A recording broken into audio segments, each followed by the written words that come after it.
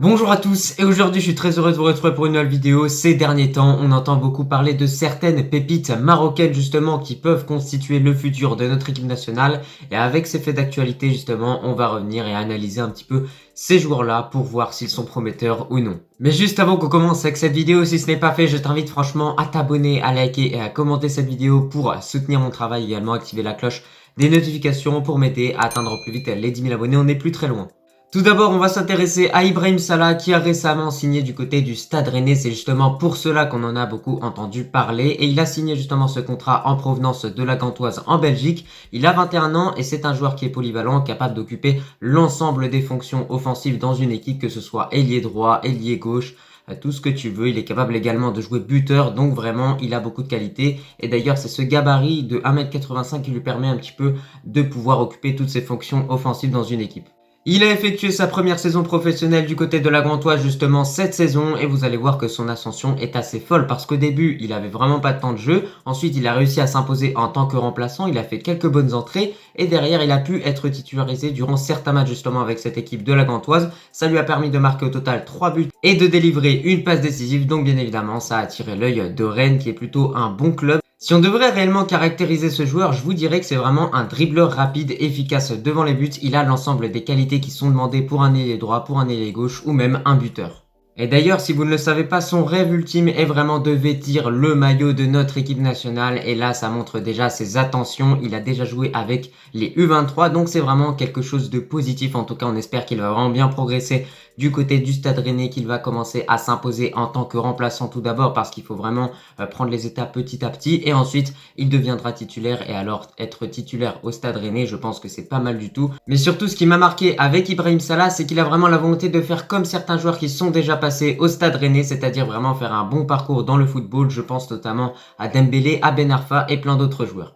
Donc voilà, en conclusion par rapport à Ibrahim Salah, je vous conseille fortement vraiment de suivre un petit peu ses progrès du côté du Stade Rennais parce que c'est un joueur qui peut vraiment monter d'année en année et pourquoi pas devenir un très grand joueur pour notre équipe nationale. Dans la continuité de cette vidéo, nous allons nous intéresser à Mohamed El Harouche, joueur évoluant du côté de l'Olympique Lyonnais. Il a 18 ans, fait 1m66, donc c'est plutôt un petit gabarit et évolue au poste de milieu de terrain. Et actuellement, si on se retrouve à parler de ce joueur-là qui est un petit peu dans une certaine polémique avec l'Olympique Lyonnais, c'est parce que le joueur souhaiterait avoir plus de temps de jeu dans cette équipe et qu'il a seulement été convoqué une seule fois avec les A, c'était le 29 janvier, donc Laurent Blanc depuis cela ne l'a pas convoqué, donc le joueur comprend pas trop étant donné que c'est plutôt un joueur qui est vu comme un crack dans cette équipe et pourrait souhaiter notamment quitter le club pour avoir plus de temps de jeu ailleurs en Ligue 1. Mais la direction de l'Olympique Lyonnais s'est montrée plutôt rassurante par rapport à ce dossier en confirmant que Mohamed El Harouche faisait partie du projet sportif du club et donc bien évidemment il ne pouvait pas prendre les décisions à la place du coach mais que le joueur devrait patienter pour gagner sa place. Cette saison avec la réserve de l'Olympique Lyonnais, en 10 matchs il a inscrit seulement un but. Certes ses statistiques sont assez pauvres de façon générale mais ça ne démontre pas à quel point le joueur possède énormément de qualités. Et ces qualités, on va les évoquer maintenant. C'est un joueur qui est très à l'aise techniquement, qui est vif, qui est bon dans les petits espaces pour combiner, etc. Qui est également bon en dribble et en percussion et qui peut poser beaucoup de problèmes à n'importe quelle défense. Ce sont ça un petit peu ses qualités de façon générale, c'est-à-dire la percussion, le dribble, mais également un joueur qui est très à l'aise techniquement et qui est capable de délivrer également des bonnes passes pour ses coéquipiers. Désormais, nous allons nous intéresser à Salahedine Oulad, joueur évoluant du côté d'Arsenal. Alors à la base, il devait jouer avec Hull City. Au final, il a dû revenir à Arsenal pour cause de blessure. Je sais pas vraiment, j'ai pas compris vraiment la raison pour laquelle il est revenu à Arsenal. Mais retenez qu'il est revenu à Arsenal et c'est plutôt bon pour lui parce que le joueur doit continuer d'être patient, d'enchaîner un petit peu les prêts dans certaines équipes en première ligue. Il a seulement 19 ans, donc bien évidemment il faut lui laisser le temps de progresser et ensuite pourquoi pas il pourra s'imposer avec cette équipe d'Arsenal comme de nombreux joueurs ont réussi à faire, comme Martinelli, comme Saka qui au début n'étaient pas forcément des joueurs qui étaient incroyables et qui ont progressé au fur et à mesure du temps, et Salahedine Oulad doit vraiment prendre exemple sur ces joueurs-là. Et en tant que Gunners, je peux vous le dire, Arsenal est vraiment une équipe qui est connue pour vraiment révéler des cracks au monde. Néanmoins, petite mauvaise nouvelle par rapport à Salahedine Oulad, il a déjà effectué sa première avec les Pays-Bas, avec les jeunes. C'est un joueur qui peut évoluer à deux postes précis, soit le poste de milieu central en tant que numéro 8, soit le poste de milieu offensif en tant que numéro 10. Il a cette capacité qui est vraiment très recherchée par un club, qui est de mettre des coups de rein au bon moment par rapport à ses adversaires. Il a également une belle qualité de passe et surtout c'est un joueur qui est assez rapide sur les premiers mètres. Il a également une bonne qualité de frappe et est capable vraiment de frapper de loin parfois et de même mettre des top buts. Salah-Eddin Oulat, c'est vraiment le milieu offensif parfait, c'est pour ça qu'il va vraiment falloir le suivre de très près, en tout cas du côté d'Arsenal. Ce qui est plutôt positif, c'est qu'il s'entraîne avec les A, qu'il va gagner en expérience et en maturité, et en tout cas on espère que dans plusieurs années il jouera avec notre équipe nationale et qu'il triomphera.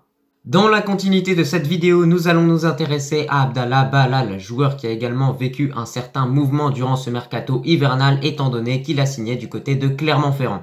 Il a 19 ans, a vraiment été formé du côté de l'académie Mohamed VI, donc en tout cas c'est vraiment pour ça que c'est un joueur à suivre de très près. Pourquoi pas, il pourrait avoir un parcours similaire à Ounahi, et justement par rapport à Ounahi, c'est un joueur qui occupe la même fonction, c'est-à-dire cette fonction de milieu de terrain, et c'est des joueurs qui physiquement se ressemblent beaucoup, donc pourquoi pas Abdallah Ballal pourrait être réellement la relève de Ounahi, même si Ounahi n'a pas encore montré l'étendue de son talent avec notre équipe nationale, en tout cas c'est ce qu'on espère. Son but sera également de faire comme Ben Seguir avec Monaco, c'est-à-dire s'imposer en tant que titulaire dans cette équipe de Clermont. Ça va être compliqué et au début, il va effectuer ses débuts du côté de la réserve. Alors là, dans cette vidéo, je pense que de nombreux Marocains ne connaissent pas ce joueur, mais justement, on va s'intéresser à lui et je vais tenter de te le faire découvrir justement. Eh ben écoutez, il évolue du côté du Real Madrid, il a 17 ans, c'est Youssef Legdim, je sais pas si ça se prononce comme ça. Pour l'instant, il joue avec le Juvenil A avec le Real Madrid, c'est-à-dire vraiment l'équipe des jeunes, étant donné qu'il a seulement 17 ans, comme on l'a dit précédemment, c'est un latéral gauche. Et nous le savons, en tant que Marocains, au poste de latéral gauche, nous n'avons pas souvent été gâtés durant ces dernières années. Hamza Mendy, le Mazraoui, c'est pas des joueurs qui sont constants dans leur performance et je pense que Youssef Legdim pourrait s'imposer en tant que titulaire dans notre équipe nationale, bien évidemment s'il décide de choisir le Maroc parce qu'il a déjà malheureusement effectué ses débuts avec les jeunes de la Roja. Mais après, attention, c'est un joueur qui pourrait changer de nationalité. En tout cas, on espère que cette Coupe du Monde 2022 l'a convaincu pour choisir le Maroc, étant donné qu'on a battu l'Espagne, donc on est meilleur que l'Espagne. Logiquement, si le joueur est un minimum rationnel, il va choisir le Maroc. Et surtout par rapport à ce joueur-là, d'après les dernières informations que j'ai pu voir, Walid Regragui semble vraiment opter pour lui sur l'avenir. Pour terminer avec cette vidéo, on va de nouveau s'intéresser à un latéral gauche, Anas Salah-Eddin, qui évolue du côté des Pays-Bas à Twente. Bon, il est prêté par l'Ajax du côté de Twente, ça va lui permettre de progresser et de gagner du temps de jeu surtout. Il a seulement 21 ans et donc doit réellement prendre exemple sur le parcours de Mazraoui. C'est un joueur qui est plutôt fin, il fait 1m79 pour 66 kg et sinon du côté de Twente, c'est pas évident pour lui, il a pas toujours du temps de jeu mais le joueur reste vraiment déterminé et sait que le travail paiera à la fin. Donc bien évidemment, il continue de taffer dur pour obtenir les minutes en Eurodivisie et ensuite il reviendra bien à l'Ajax avec un peu plus d'expérience, un peu plus de maturité et il aura progressé entre temps avec ce prêt-là. Concrètement, il doit vraiment faire preuve de patience. Au niveau de ses qualités, c'est un joueur qui est bon défensivement, qui a cette faculté à ne pas se jeter et ça justement, il y a peu de latéral gauche qui ont vraiment cette qualité, souvent face aux ailiers rapides, il se jette, lui justement est un joueur qui va pas se jeter. C'est un joueur qui a également une très belle patte gauche, capable de donner des ballons de qualité vraiment à ses coéquipiers et c'est également un joueur qui a vraiment une bonne conduite de balle et qui a une certaine accélération qui lui permet de faire des bons retours défensifs mais également offensivement de se projeter. Et croyez-moi, hein, souvenez-vous vraiment bien de son nom parce que c'est un joueur qui est vraiment sous-coté. Bon bah écoutez, c'était tout pour cette vidéo. Tu l'as vu, dans l'ensemble, on a un nombre de pépites marocaines prometteuses qui est juste incalculable. C'est pas la première vidéo que je fais justement à ce sujet. Et là, encore une fois, je viens rajouter une couche là-dessus. On a beaucoup de latéral gauche, on a beaucoup de milieux de terrain qui peuvent vraiment nous apporter sur le long terme. Donc en tout cas, on a hâte de voir ce que ça va donner. Moi, je te remercie si tu as regardé cette vidéo dans son entièreté. Et moi, je te dis à la prochaine. Nabil Tirard.